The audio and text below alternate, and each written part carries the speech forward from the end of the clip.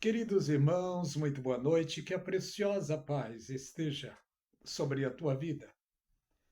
Eu quero falar um pouco sobre o arrebatamento da igreja, a preciosidade que o povo de Deus no mundo inteiro está aguardando. Arrebatamento é para todos aqueles que estão se esforçando para permanecer de pé diante de Deus. O Senhor Jesus Cristo nos perdoou, nos libertou e pela sua palavra nos santifica. E ele, na sua oração, ele disse: Pai, eu quero que aonde eu esteja, eles estejam comigo, para que veja a glória que tu me deste. E o Senhor Jesus, na sua oração, ele intercedeu também por nós, que há milhares de anos viríamos a acreditar na sua palavra, na pregação do Evangelho. Ele disse: Eu não rogo apenas por esses, mas por aqueles que também pela tua palavra hão de crer em mim. E por graça e misericórdia fomos alcançados pela oração do Senhor Jesus Cristo. Porque a Bíblia diz que a oração de um justo pode muito em seus efeitos. Onde está essa oração?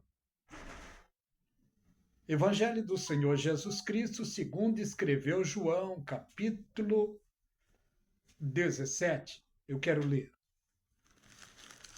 Evangelho do Senhor Jesus Cristo, segundo João, capítulo 17. Vejamos.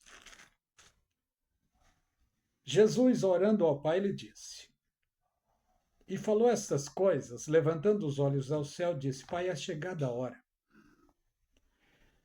Glorifica o teu Filho, para que também o teu Filho glorifique a ti. Assim como deste poder sobre toda a carne, para que dê a vida eterna a todos quanto lhe deste. E Jesus Cristo disse: a vida eterna é esta, que te conheçam a ti só, por único Deus, e a Jesus Cristo a quem enviaste. Jesus disse: eu glorifiquei-te na terra, tendo consumado a obra que me deste a fazer. Agora, glorifica-me tu, ó Pai, junto de ti mesmo, com aquela glória que tinha contigo antes que o mundo existisse. Eu manifestei o teu nome aos homens que do mundo me deste. Eram teus, e tu me deste.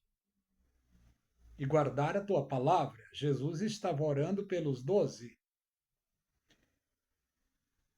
Agora já tem conhecido que tudo quanto me deste provém de ti, porque lhes dei as palavras que me deste, e eles as receberam.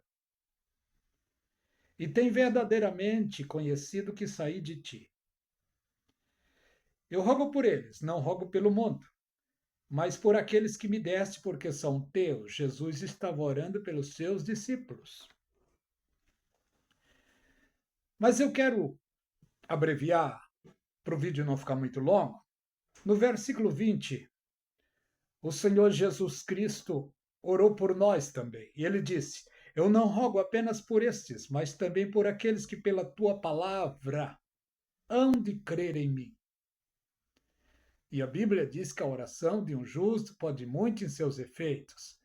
A oração de Jesus Cristo, a sua palavra, nos alcançou. A ele a glória agora e para toda a eternidade. Agora quero meditar sobre a maior bênção que a igreja, a fiel igreja, irá receber. Louvado o nome do Senhor. Ela já recebeu o presente completo de Deus, que é Jesus Cristo. Só que neste presente tem outras coisas preciosas que irão se revelar. Porque a Bíblia diz que somos herdeiros de Deus e co-herdeiro com Cristo. Jesus nos alcançou por sua graça e misericórdia. Vivemos na graça hoje. A graça é um favor imerecido. Mas a graça que vivemos não é de graça.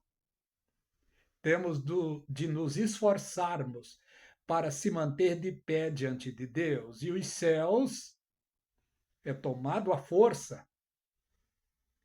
Se faz violência para entrar no reino dos céus. Não é a violência que a maioria de nós pensamos, não. É esforço para permanecer de pé, porque não é fácil. Não é fácil ser crente. Por quê? Porque o engano cresceu e cresceu muito. Já está escrito na palavra de Deus: o meu povo perece por falta de conhecimento. Precisamos conhecer a palavra de Deus e a vontade de Deus. Louvado o nome do Senhor. E a Bíblia nos aconselha dizendo: conheceis e prossigais em conhecer ao Senhor. Quero explicar algo aqui que muitos de nós se confundem. A igreja, no primeiro século, o apóstolo Paulo foi um dos que mais escreveu para a igreja, 13 epístolas. E ele estava preso, foi perseguido e foi preso. E nesse tempo de prisão, alguém usado por Satanás fez cartas em nome do apóstolo Paulo e espalhou entre os irmãos, dizendo que o arrebatamento já tinha acontecido. O apóstolo Paulo imediatamente escreve a segunda carta aos Tessalonicenses para explicar sobre isso que estava acontecendo no meio deles, porque muitos perderam a fé, se escandalizaram. E olha o que o apóstolo Paulo escreveu. Segunda de Tessalonicenses, capítulo 2. Irmãos, rogamos pela vinda de nosso Senhor Jesus Cristo e pela nossa reunião com Ele. Vinda de Jesus é parousia. A nossa reunião não é parousia, é arpazo. É encontro com Ele, além das nuvens. Para a igreja, Jesus não vem, é a igreja que vai se encontrar com Ele. Versículo 2: que não vos movais facilmente do vosso entendimento, nem vos perturbeis, quer por espírito, por revelações, quer por epístola, por carta, supostas cartas, quer por palavra de alguém que é respeitado, fora os apóstolos. É isso que ele queria dizer ao povo daquela época. Como de nós, apóstolos, como se o dia de Cristo estivesse perto. Dia de Cristo é arrebatamento. Dia do Senhor é parousia, é segunda vinda. Mas não quero falar sobre isso agora. Ninguém de maneira alguma vos engane, porque não será assim. Sem que antes se manifeste a apostasia, sem que antes venha a apostasia, e se manifeste o filho do pecado. É exatamente aqui que muitos não entendem. Pastores, não sou melhor do que ninguém, não. Mas é exatamente nesse ponto que muitos pastores, líderes, ensinadores, não ensinam o povo de Deus corretamente. Porque quando vemos falar em apostasia, o nosso pensamento já vai naqueles que se esfriam na fé e se afastam do evangelho. Não é isso que está falando aqui nesse versículo. Pregador, e o que está falando então? Preste atenção. Ninguém de maneira alguma vos engane, porque não será desta maneira, sem que antes venha a apostasia. A apostasia, nesse sentido aqui, é afastamento. Mas não é afastamento da fé, é afastamento do mundo. E quem vai afastar milhões e milhões e milhões do mundo em um só momento? É o Espírito Santo. Esta palavra aqui é arrebatamento, é retirada, é afastamento de milhões de seres humanos deste mundo, desse sistema caído chamado mundo. Esse manifeste o homem do pecado, o filho da perdição, o homem do pecado, o anticristo, a besta, só será manifesto neste mundo depois que a igreja sair dele, deste mundo. O arrebatamento vai acontecer, como diz o apóstolo Paulo, em 1 de Coríntios, capítulo 15, verso 50. Agora digo isto, irmãos, carne e sangue não pode herdar o reino de Deus, nem a corrupção herdar a incorrupção. Está falando do corpo. Eis que vos digo mistério, na verdade, nem todos dormiremos, mas todos seremos transformados. No momento, no abrir e fechar de olhos, antes a última trombeta. Porque a trombeta soará, e não é a trombeta do Apocalipse, como muitos pós-tribulacionistas estão ensinando. Não é. Porque a trombeta soará, e os mortos ressuscitarão incorruptíveis, e nós seremos transformados. Os mortos ressuscitarão primeiro, a igreja depois será transformada e unirá mortos e a igreja viva transformada se unirão e o Espírito Santo os arrebatará para encontrar o Senhor Jesus Cristo além das nuvens. E não é nessas nuvens que vemos, não. É nuvens de glória. Tudo nos mostra que além do segundo céu, o arrebatamento já está codificado no Velho Testamento, em Gênesis capítulo 24.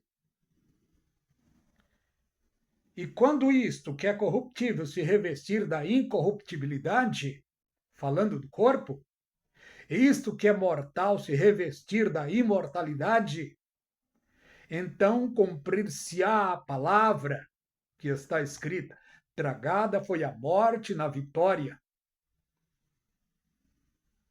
Até o arrebatamento é luta, é tribulações, é embates, é turbulência.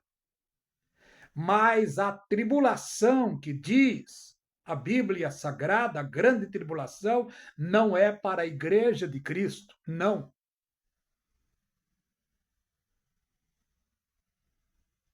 Daniel 9, 24, está falando lá até o 27. O anjo disse para Daniel: 70 semanas está determinada para a tua cidade e para o teu povo, ou para o teu povo e para a tua cidade. Está determinado para o povo judeu. A tribulação e a grande tribulação. Não é para a igreja. Para a igreja é a paso, arrebatamento. 55. Onde está a morte, a tua vitória? Onde está o inferno teu, a tua vitória? Onde está a morte, o teu agrilhão? Onde está o inferno, a tua vitória? Porque no momento do arrebatamento, a igreja estará livre de todo e qualquer pecado, de toda e qualquer dor, de toda e qualquer enxaqueca, de tudo e qualquer coisa ruim. Assim que o arrebatamento passar, a igreja estará do lado celestial junto com Cristo. Enquanto isso não acontece, Jesus Cristo disse: no mundo tereis aflições, tende bom ânimo, eu venci o mundo. A luta é travada todo dia. A igreja será arrebatada.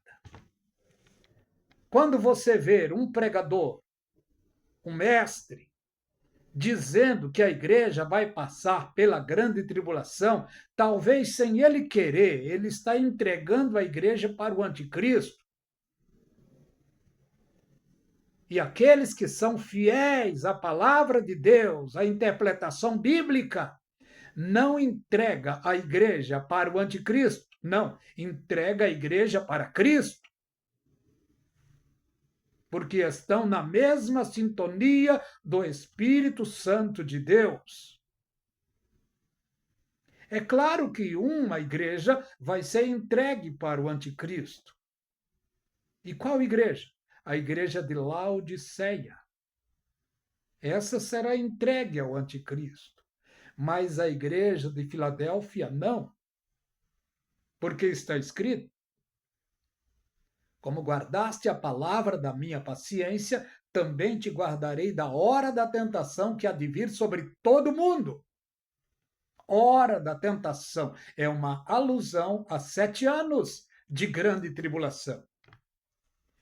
E olha o que está escrito aqui. 2 de Tessalonicenses, capítulo 2 e o verso 4. O qual se opõe contra tudo que se levanta. Olha só, falando do anticristo.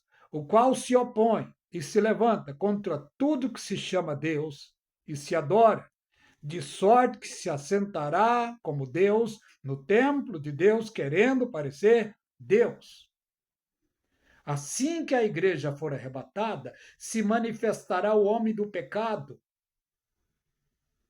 E ele vem com todo o poder de engano e vai enganar o mundo todo praticamente, ao ponto de se assentar no terceiro templo já reconstruído, construído lá em Jerusalém, ele vai se assentar querendo a adoração dos judeus. Mas judeus não adoram a imagem. Os judeus se converteram nesse sentido. Os judeus não irão adorá-lo. E aí vai começar a perseguição para os judeus. Não vos lembrais, o apóstolo Paulo dizendo, não vos lembrais que eu vos dizia, quando ainda estava convosco? Olha o versículo 6, o que diz. Agora vocês sabem o que detém, para que ao seu próprio tempo seja manifestado. O que detém o anticristo de se manifestar no mundo? Duas coisas gloriosas: o Espírito Santo e a igreja verdadeira. Quando eu estou dizendo igreja verdadeira, eu não estou falando o nome de nenhuma igreja que eu e você conhecemos. A igreja verdadeira está no mundo inteiro. É de pessoas que aceitaram Jesus de todo o coração e estão se esforçando para permanecer de pé diante de Deus. E aonde está esta igreja? Em todos os lugares. Em todas as igrejas, acredito que ali tem os verdadeiros de Deus, os que serão arrebatados. E não é pouca gente, é milhões, é milhões, é milhões. Só Deus sabe quantos são. É duas coisas preciosas. É a igreja, que é corpo, e aonde está o Espírito Santo? Dentro do corpo. O Espírito Santo mora, habita dentro do corpo de Cristo. E o corpo de Cristo está na terra, que é a igreja. Está no Apocalipse, que ele comprou para Deus seres humanos de todas as nações, tribos, povos e línguas, e ele os fez para Deus, reis e sacerdotes, eles reinarão. Aqui está falando da igreja. Louvado o nome do Senhor. A igreja será levada. Então, olha o que diz aqui no versículo 6. E agora vós sabeis o que o detém, para que a seu tempo seja manifesto. O anticristo vai ser apresentado, mas nós sabemos o que está detendo ele. É o corpo de Cristo. Por quê? Porque dentro do corpo de Cristo está o Espírito de Cristo, o Espírito Santo. Que Deus os abençoe, queridos. Que a graça e a paz da parte de Deus seja de maneira abundante. Eu sei que os meus irmãos que vêem meus vídeos esquecem de dar like, mas se você dá um like, eu fico agradecido. Deus vos abençoe ricamente.